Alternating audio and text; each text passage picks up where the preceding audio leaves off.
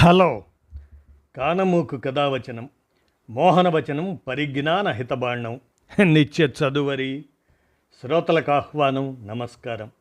చదవదగునెవరు రాసిన తదుపరి చదివిన వెంటనే మరువక పలువురికి వినిపింపబూనిన అది ఏ పరిజ్ఞాన హితబాండమౌపో మహిళ మోహనవచనమై విరాజిల్లు.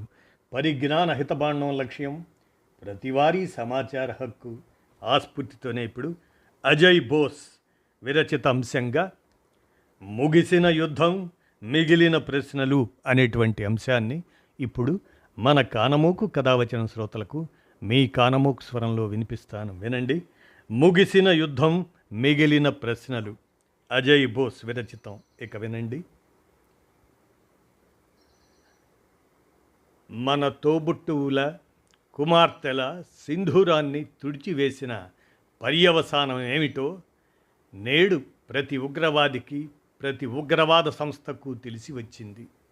ఆపరేషన్ సింధూర్ కేవలం ఒక పేరు కాదు, కోట్లాది భారతీయుల మనోభావాలకు ప్రతిబింబం. ప్రధానమంత్రి సోమవారం రాత్రి జాతిని ఉద్దేశించి చేసిన ప్రసంగంలోని మాటలు అవి. భారత్ పాకిస్తాన్ల మధ్య కాల్పుల విరమణ ఆపరేషన్ సింధూర్లో ఒక విరామం మాత్రమేనని దేశ ప్రజలు విశ్వసించేలా చేసేందుకు ఆయన ప్రయత్నించారు. మోదీ స్వాభావిక వాక్చాతుర్యం, శ్రోతలను సముగ్ధం చేసే మాటకారితనం ఆ ప్రసంగంలో బాగా కనిపించాయి. ఉగ్రవాదులకు, వారికి మద్దతిస్తున్న పాకిస్తాన్కు భారీ నష్టాన్ని కలిగించటంలో ఆపరేషన్ సింధూర్ సఫలమైందని మోదీ అన్నారు. తాత్కాలిక కాల్పుల విరమణ ప్రాతిపదికన కొత్త లక్ష్మణ రేఖలు నిర్దేశిస్తూ పాకిస్తాన్ ప్రభుత్వంతో చర్చలు ఉగ్రవాదం, ఆక్రమిత కాశ్మీర్ పైన మాత్రమే జరుగుతాయి అని ప్రధానమంత్రి ప్రకటించారు.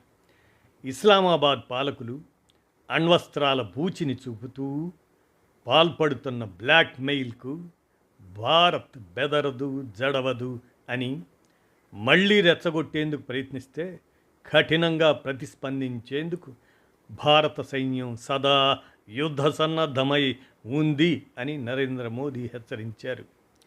ఒక పక్క ఇక్కడ ఇలా భారత రాజకీయాల శక్తిమంతుడు తాను పాకిస్తాన్ను కాళ్ల బేరానికి రప్పించాను కనుకనే కాల్పుల విరమణ జరిగిందంటూ టీవీలో ప్రసంగిస్తుండగానే అక్కడ వేల మైళ్ళ దూరంలో అమెరికా అధ్యక్షుడు డొనాల్డ్ ట్రంప్ ఈ కథనానికి వరుస తూట్లు పొడిచాడు.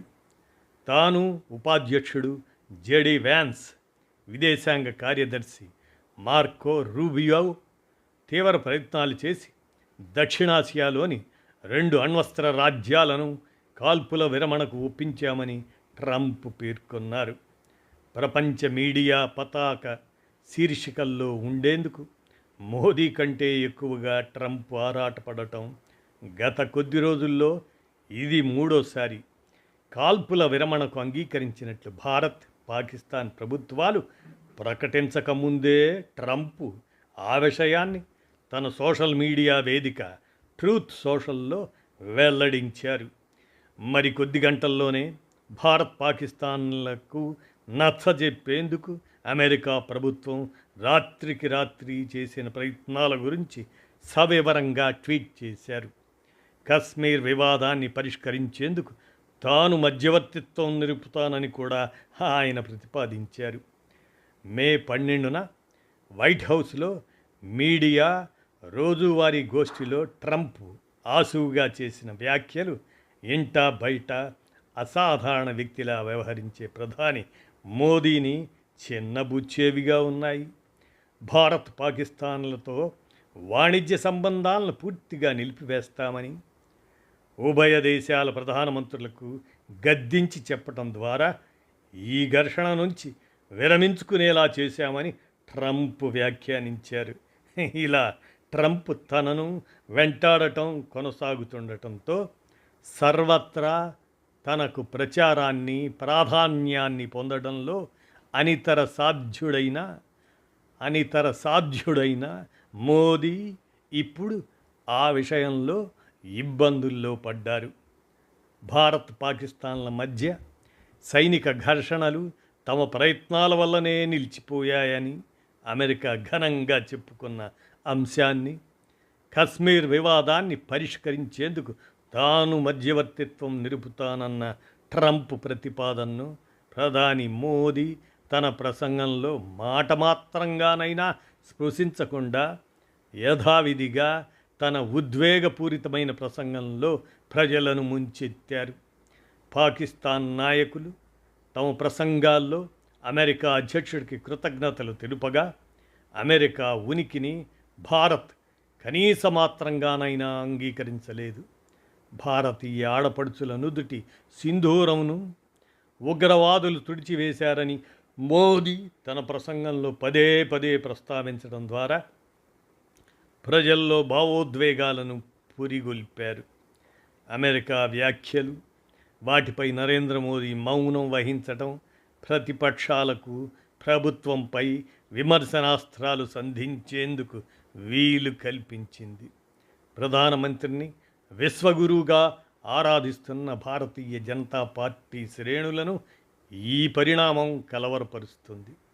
మోదీ తన విదేశీ పర్యటనలోనూ లేదా భారత్ పర్యటనకు వచ్చిన అంతర్జాతీయ నాయకులను ప్రేమపూర్వకంగా ఆలింగనం చేసుకోవడం లేదా అభినందనపూర్వకంగా వారి వెన్ను చరచటం పరిపాటి. అలాంటిది ఇప్పుడు ట్రంప్ ఆయన్ను, పాకిస్తాన్ ప్రధానమంత్రిని సమరీతిలో గౌరవించటం, ఇరువురిని ఒకే నాణ్యానికి బొమ్మ బొరుసులాగా పేర్కొనడం ద్వారా మోదీని తీవ్ర ఇబ్బందికి లోను చేశారు. ట్రంప్ తీరుతో మోదీ ప్రతిష్ట దెబ్బతిన్నది. విధేయ మీడియా, సామాజిక మాధ్యమాల శ్రేణులు ఎంతగా ప్రయత్నించినప్పటికీ జరిగిన నష్టాన్ని భర్తీ చేయటం అసాధ్యంగా ఉన్నది. ఆకస్మికంగా, అనూహ్యంగా అమలు జరిగిన కాల్పుల విరమణను యుద్ధోన్మాదులు హర్షించలేకపోయారు. యుద్ధం చుట్టూ బీజేపీ నిర్మిస్తూ వచ్చిన దేశభక్తియుత, ఉద్వేగపూరిత వాతావరణాన్ని ఒక్కసారిగా ఛిద్రం చేసిన నిర్ణయం అది. పాకిస్తాన్కు గుణపాఠం చెప్పే అవకాశం వ్యర్థమైందని వారి బాధ. ఉభయ దేశాల మధ్య ఉద్రిక్తతలు మరింతగా తీవ్రమయ్యేందుకు వారు ఎంతగా ప్రయత్నించినప్పటికీ అది సాధ్యం కాలేదు. పహల్గాం ఊచకోతలకు ప్రతీకారంగా భారత్ పాకిస్తాన్ల మధ్య రగులుకొనే సైనిక ఘర్షణల గురించి ఈ యుద్ధోన్మాదులు అసాధారణ ఊహలు చేశారు. భారత సైనిక దళాలు పాక్ ఆక్రమిత కాశ్మీర్ను స్వాధీనం చేసుకుంటాయని, బంగ్లాదేశ్ను విముక్తం చేసినట్లుగానే బలూచిస్తాన్ను పాకిస్తాన్ శృంఖలాల నుంచి విడిపిస్తాయని వారు ఆశించారు. కానీ ఆపరేషన్ సింధూర్లో పాకిస్తాన్కు భారీ నష్టాలు వాటిల్లాయని నిరూపించే గట్టి సాక్ష్యాధారాలు ఏవీ ప్రజల దృష్టికి రాలేదు. పైగా పాకిస్తాన్ను చావు దెబ్బ కొట్టే అవకాశం వచ్చినా కూడా అంతలోగానే అమెరికా ఒత్తిడికి మోదీ ప్రభుత్వం లొంగిపోయి కాల్పుల విరమణకు అంగీకరించిందనే అభిప్రాయం ప్రజలకు కలిగింది. ప్రధానమంత్రి వ్యవహరించిన తీరు పట్ల అసంతృప్తితో సామాజిక మాధ్యమాలలో ట్వీట్లు వెల్లువెత్తాయి. కాల్పుల విరమణను ప్రకటించిన విదేశాంగ శాఖ కార్యదర్శి విక్రమ్ మిశ్రీ ఆయన కుటుంబ సభ్యులకు వ్యతిరేకంగా కూడా పోకిరి వ్యాఖ్యలు వెల్లువెత్తాయి.